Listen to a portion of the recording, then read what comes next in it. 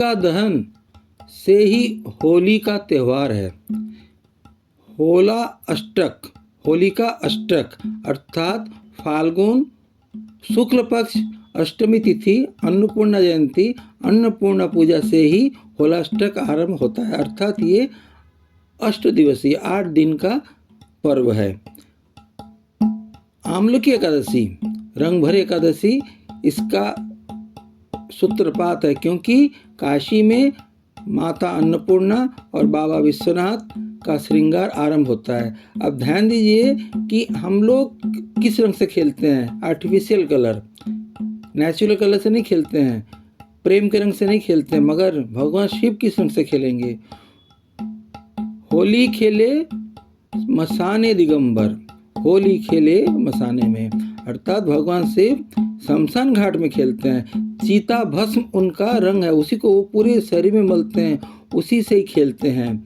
वाराणसी में 2 महाशमशान है, मणिकर्णिका घाट महाशमशान और राजा हरिश्चंद्र महाशमशान। इसके अलावा पूरे ब्रह्मांड में शमशान घाट है पवित्र नदी को किनारे। जैसे कोलकाता में तारापीठ महाशमशान है।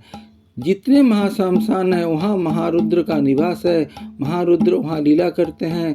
वो शमशान घाट के भस्म से अर्थात शव भस्म विलेपनाय नित्याय शुद्धाय दिगंबराय।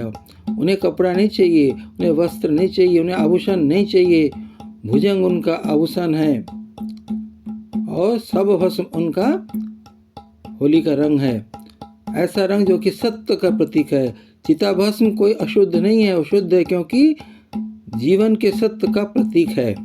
भगवान कृष्ण खेलेंगे पीले रंग से, राधा रानी खेलेंगी नीले रंग से, परंतु जब तक होलिका दहन नहीं होगा तो होली का जो पूर्ण उत्सव है वो आरंभ नहीं होगा। वह धूलंडी अर्थात होलिका से अगले दिन।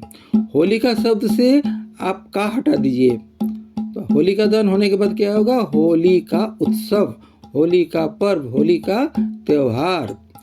एक बात देखिए कि असुर, राक्षस, दैत्य, दानव, किन्नर, गंधर्व, यहाँ तक कि देवतागण भी कठोर तपस्या करते हैं, वरदान प्राप्त करते हैं, सिद्धाई प्राप्त करते हैं, परंतु उसके बाद आता मन में अहंकार। अहंकार तो भगवान चूर्ण करते हैं। भगवान का नाम ही है दर्पहारी मधुसूदन। तो असुर राक्षस सोचते हैं अब हम अमर बन गए, हम सर्वशक्तिमान बन गए, पर ऐसा कैसे हो सकता है। और देखिए भक्तों से भी अपराध हो सकता है। जय विजय वास्तव में भगवान विष्णु के माता लक्ष्मी के परम भक्त थे। उन्होंने परम सिद्धाई प्राप्त की और भगवान के नित्य संगी बन गए, नित्य पार्षद बन गए, अंग रक्षक बन गए, द्वारपाल बन गए। मन में अहंकार आया, हमसे अनुमति लिए कोई भगवान का दर्शन नहीं कर सकता है, हम तो अब यहाँ के इंचार्ज हो गए, द्वारपाल बन गए, हमारी अनुमति चाहिए तभी, चाहे वो महान से महान व्यक्ति हो, देवता खुद हो, नहीं आ सकते। मगर देखिए अहंकार तो जैसा मैंने बोला किसी का नहीं रहता है, भगवान रखते ही नहीं है। तो वहाँ पहुँचे सनत कुमार बालखिल्य मुनि, ये ब्रह्मानंदी हैं, आत्मरति प्राप्त हैं, आत्मरामता प्राप्त है, अर्थात आत्मा और परमात्मा में कोई अंतर नहीं, इस बात को समझ गए हैं। वो ब्रह्म स्वरूप हैं, ब्रह्म विद्या स्वरूप हैं, वो ब्रह्म के अवतार हैं, ब्रह्मा के पुत्र हैं, मानस पुत्र हैं। वो वहाँ पहुँचे और हरि बोल राधे राधे हरे कृष्ण बोलते बोलते पहुँचे। द्वारपाल जय विजय ने उन्हें रोक दिया कि ऐसे जब मर्जी नहीं आ सकते, भगवान विश्राम कर रहे हैं। देखा जाए तो जय विजय भी ड्यूटी निभा रहे थे कि भगवान ने बोला किसी को अंदर आने मत देना, मैं भी विश्राम कर रहा हूँ तुम्हारी माता महालक्ष्मी के साथ। परंतु जय विजय और भगवान के बीच में, आत्मा और परमात्मा के बीच में कोई दीवार नहीं है, कोई जिसे इंग्लिश बोलते फॉर्मेलिटी नहीं है। तो उन्होंने बोला तुम यहाँ रहने लायक नहीं हो, तुम जाओ पृथ्वी लोक में भटको, जन्म जन्मांतर भटको। भगवान भी दयावान है, दयाशील है, करुणा सागर है। वो प्रकट हुए, बोले जय विजय को माफ कर दो।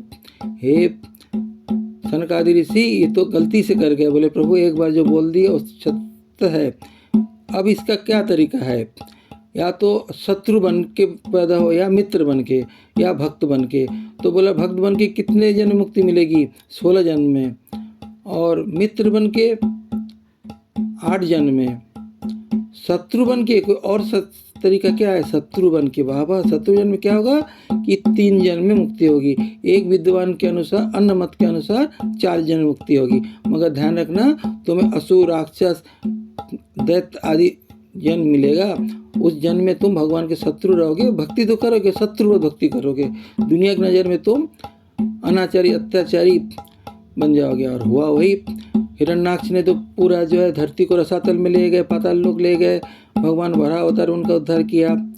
और हिरण्याक्ष तो कर मैं ही भगवान हूँ। क्यों? क्योंकि उसने ब्रह्मा का तपस्या करके बोला कि मुझे अमर कीजिए। ब्रह्मा जी ने बोला अमर तो नहीं हो सकते आप, और कुछ मांग लो। तो बोला ठीक है, ना दिन में मरूंगा ना रात में मरूंगा, ना घर में मरूंगा ना बाहर मरूंगा, ना धरती में मरूंगा ना आकाश में मरूंगा, और न अस्त्र से मरूंगा ना शस्त्र से मरूंगा। और अंतिम जो उसने बोला कि वैसे बड़ा बुद्धि लगा के कि ब्रह्मा की सृष्टि की हुई किसी भी प्राणी के हाथ से मैं नहीं मरूंगा। भाई ब्रह्मा ही सृष्टि करते हैं, ब्रह्मा सृष्टि करेंगे नहीं तो हम मरेंगे नहीं। अब देखिए भगवान सबके उद्धार की व्यवस्था करते हैं। उन्हीं के घर में भक्तराज प्रहलाद का आविर्भाव ऐसा हुआ कि वो भक्तराज प्रहलाद, तो समझ लो कि भगवान के हर समय निरंतर जो है नाम जप कर रहे हैं, हरि बोल कर रहे हैं, हरे कृष्ण कर रहे हैं, नारायण नारायण जप रहे हैं। प्रहलाद ने बोला भाई या तो मुझे भगवान मान, या तो तेरा मैं वध कर दूं। बोले ठीक है वध कर दीजिए, आप पिता हैं, हम इसकी इज्जत तो करते हैं, आदर सम्मान पूरा है, मगर भगवान भगवान है, आप सर्वशक्तिमान आप नहीं हैं, आप नारायण नहीं हैं। नारायण सबके अंदर ही हैं, मगर आप नारायण साक्षात नहीं हैं, पूजा केवल नारायण की होती है। तो उसको प्रहलाद महाराज को मारने के लिए हिरण्यकशिपु ने बहुत प्रयास किए। पहाड़ से गिरा दिया, हाथी के पैरों तले कुचल दिया, खोलते तेल में गिरा दिया, करते करते करते करते अंत तक एक दिन बोला कि भाई क्या करूं, क्या इसका, हर बार ही बच जाता है।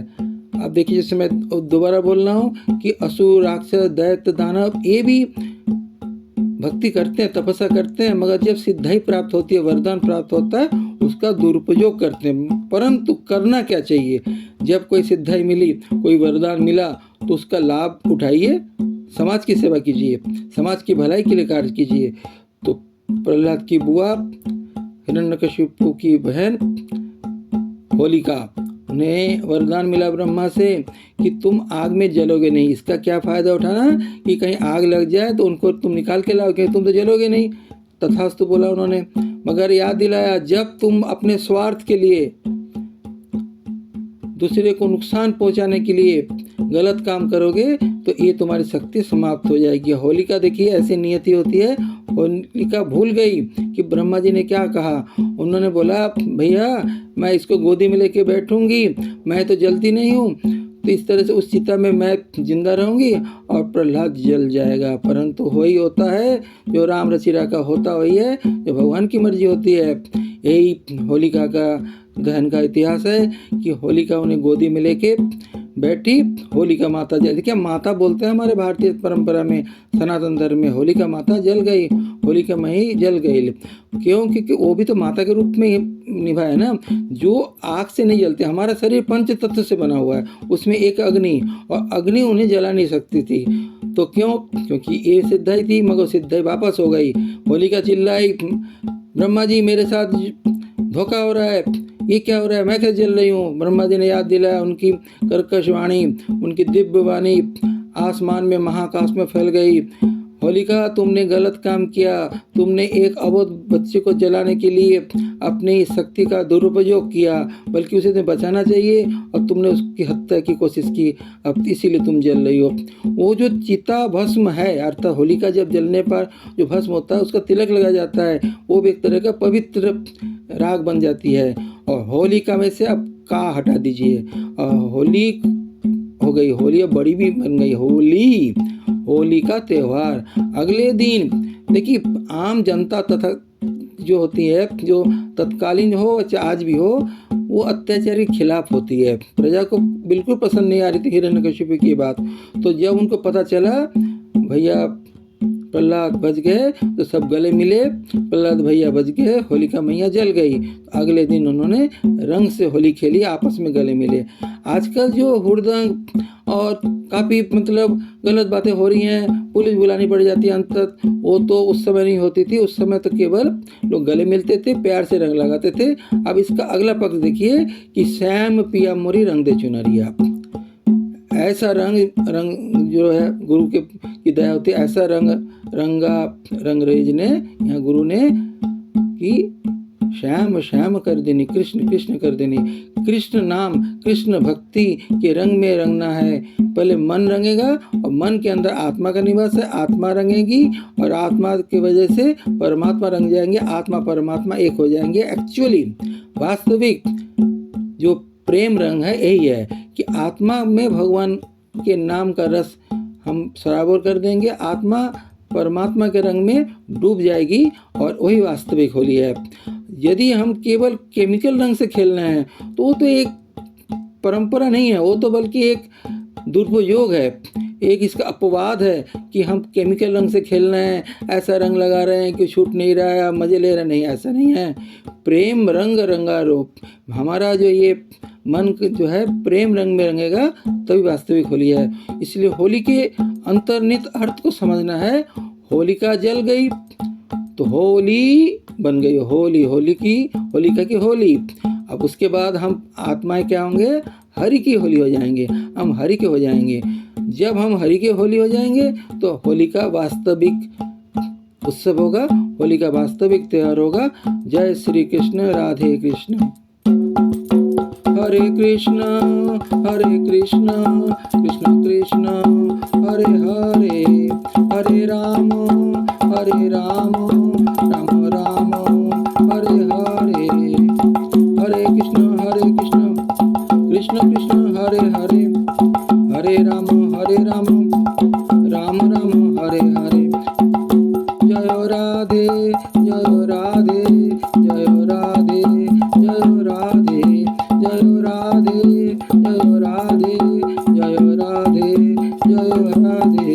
निताई गौर हरि बोल हरि बोल हरि बोल हरि बोल, गौर हरि बोल गौर हरि बोल गौर हरि बोल हरि बोल। अब ध्यान दीजिए,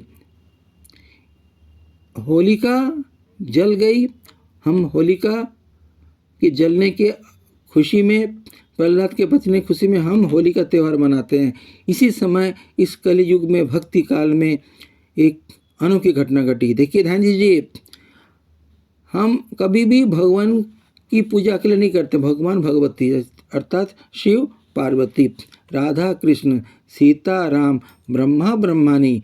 परंतु कलयुग में भगवान कृष्ण ने दया परवश होकर खुद अपना ही भक्त बन के आ गए। क्या हम भक्ति किसका करते हैं, भगवान का करते हैं। और भगवान की भक्ति के साथ साथ भगवती की भक्ति चाहिए, इसके बिना तो भक्ति अपूर्ण है। इस बात को सिद्ध करने के लिए कि पहले राधा की भक्ति करो तभी तुम्हें कृष्ण मिलेंगे, तो भगवान कृष्ण इस बार राधा के रूप ले रहे, यानी कि वो है वो कृष्ण, अंतर कृष्ण बहिर राधा। बाहर से लग रहा है कि राधा रानी है और वो वास्तव में परम पुरुष है, पूर्ण पुरुष हैं, अवतारी पुरुष हैं, चैतन्य महाप्रभु, श्री कृष्ण चैतन्य गौरांग महाप्रभु। गौरांग इसलिए गौरांग, रंग उसका कच्चे सोने जैसा था। और इसी होली की शाम को संध्या समय में उस वर्ष चंद्रग्रहण भी हुआ था। तो चंद्रग्रहण, इधर चंद्रग्रहण मुक्ति होती है और भगवान कृष्ण चैतन्य महाप्रभु का आविर्भाव होता है। जगन्नाथ मिश्र, माता सची दरिद्र ब्राह्मण थे, मगर उनके घर में साक्षात नारायण, इस बार लक्ष्मी नारायण एक साथ हो रहे हैं, राधा कृष्ण एक साथ आ रहे हैं। इस बात को प्रकट करने के लिए कि राधा ही कृष्ण है, कृष्ण ही राधा है। तो इसलिए हे मानवजन, राधा कृष्ण जपो, हरे कृष्ण जपो, खाली कृष्ण नहीं, खाली राम नहीं, खाली। अब देखिए हम सीताराम करेंगे तो राम और सीता लग रहे दो हैं, राधा कृष्ण लग रहे दो हैं, नहीं, वो एक ही हैं। इस बात को सिद्ध करने के लिए, इस बात को प्रमाणित करने के लिए श्री कृष्ण इस बार राधा कृष्ण के संयुक्त अवतारी हैं, संयुक्त तनु हैं। उनका जो तन है, शरीर है, राधा कृष्ण का सम्मिलित है, अर्थात वही राधा है, वही कृष्ण है। अंदर वो कृष्ण है, बाहर वो राधा है, और भक्ति वो कृष्ण कर रहे हैं क्योंकि वो खुद ही राधा है। राधा का एक ही काम है कृष्ण की भक्ति, और कृष्ण का एक ही काम है राधा से प्रेम करना। प्रेम सर्वोपरि है। देखिए इसमें कि देखिए सत्य युग से लेके इस कलि युग तक भक्ति की परंपरा तो है, तपस्या की परंपरा है, मगर इस चैतन्य महाप्रभु अर्थात जब राधा कृष्ण के संयुक्त अवतारी रूप लेते हैं तब क्या होता है, प्रेम भक्ति। ध्यान दीजिएगा, भक्ति तो ठीक है, भक्ति सर्वोपरि है, 9 प्रकार की भक्ति हैं, मगर ये है 10वां भक्ति है प्रेम भक्ति, अर्थात परमात्मा से प्रेम कीजिए। अपने दिल में हाथ रखिए, मन को टटोलिए, अपनी आत्मा को टटोलिए, सोचिए कि हम प्रेम किससे करते हैं। पति पत्नी, भाई बहन, बेटा बेटी, भतीजा भतीजी, भांजा भांजी, नाती पोते, दादा दादी, नाना नानी, ताई ताऊ, चाचा चाची, भैया भाभी, कितने जो संबंध है वो माइक संबंध है, वो ठीक है, मगर वो माइक संबंध है, माया से आबद्धित है, सामाजिक संबंध है। मगर वो जो प्रेम है वो एक सीमित है, नाशवान नहीं बोलूँगा, वो सीमित प्रेम है, असीमित प्रेम है, अनंत प्रेम है, वो है ईश्वरीय प्रेम, परमात्मा से प्रेम। तो आत्मा का जीव की आत्मा, जीव के अंदर आत्मा वही सत्य है, उस आत्मा का क्या काम है, परमात्मा से प्रेम करना। इस बात को सिद्ध करने के लिए अवतारी पुरुष कृष्ण चैतन्य महाप्रभु गौरांग प्रभु प्रकट हुए। निमाई नाम क्यों हुआ, नीम वृक्ष के नीचे वो उत्पन्न हुए थे, आविर्भाव उनका हुआ था।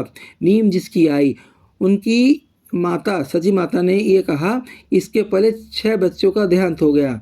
सबसे पहले उनका बड़ा भाई विश्वरूप हुआ, उसके बाद 6 बच्चों का देहांत हुआ, और ये 8वां है। श्री कृष्ण जब भी आते हैं अष्टम गर्भ में आते हैं, तो श्री कृष्ण भी इस बार अष्टम गर्भ में आए। तो लोगों ने बोला, भाई सची तेरे बच्चे हर बार मर जाते हैं, तो इसको तू इसकी मानी, नीम जिसकी आई, तेरी इस संतान की आई जो है, आई मतलब माँ, आई कौन है, नीम, नीम जिसकी आई। तो महाप्रभु का बचपन का नाम है नीमाई। रंग गोरा था इसलिए गोरा, और उनका अंग गोरा अंग है तो गौरांग। और चूंकि जब उन्होंने संन्यास लिया, और तत्कालीन जगत गुरु शंकराचार्य तीर्थ महाराज ने, भारत तीर्थ महाराज ने उन्हें कृष्ण भक्ति का मंत्र दिया, गोपी जन वल्लभ का उन्हें मंत्र दिया, हरे कृष्ण। देखिए जानते सब है, वो तो साक्षात कृष्ण है, वो साधा ही राधा रानी है।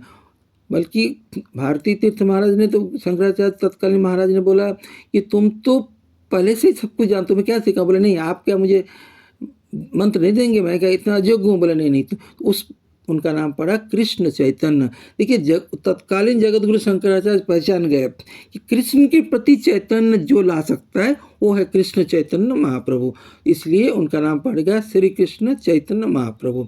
उनके आने से ये हो गया कि अलग अलग मत है, मतांतर है, पथ है, संप्रदाय, ठीक है, भगवान कृष्ण चैतन्य महाप्रभु ने उनकी भी आलोचना नहीं की। और उन्होंने बोला अंततगत्ता भज गोविंदम मूढ़मते, जगत गुरु शंकराचार्य ने बोला था ना, भज गोविंदम भज गोविंदम भज गोविंदम मूढ़मते। हे जीवात्माओं, गोविंद का भजन करना ही तुम्हारा एकमात्र लक्ष्य है, एकमात्र साधन है, एकमात्र उद्देश्य है। तो उस चीज़ को, उस सत्य को उन्हें उजागर किया कि हे जीवात्मा, तुम किससे प्रेम करते हो। जो माया से संबंधित प्रेम है वो ठीक है, वो मगर स्थायी नहीं है, स्थायी केवल है ईश्वर से प्रेम, परमेश्वर से प्रेम, परमात्मा से प्रेम। इस सत्य को उन्होंने सिद्ध किया। और ऐसे भी भक्त हुए हैं जो 3-3 लाख बगैर नाम जप किए, अर्थात 3 लाख नाम जप करते थे, उसके बाद जाके वो अन्न ग्रहण करते थे। स्वामी हरिदास, बड़े हरिदास ठाकुर 3 लाख जप करते थे। तो ऐसे ऐसे भक्त हुए हैं, ऐसा नहीं है नहीं होते हैं। गुरु नानक देव ने तो बोला ही है, हरि नाम जपन तेरा काज है। हरि नाम जपना ही हमारा काम है। क्या काम है, जो हम काम कर रहे हैं वो तो अपने रोजी रोटी चलाने के लिए कर रहे हैं, वो भी जरूरी आवश्यक है, मगर अंततः हमारा एक ही काम है, हरे कृष्ण नाम जपना, नाम जपन तेरा काज है। इस तरह से निमाई श्री कृष्ण चैतन्य महाप्रभु वो खुद ही कृष्ण है, वो खुद ही राधा है, और वही राधा ही कृष्ण है, कृष्ण ही राधा है। जय राधे जय राधे जय राधे।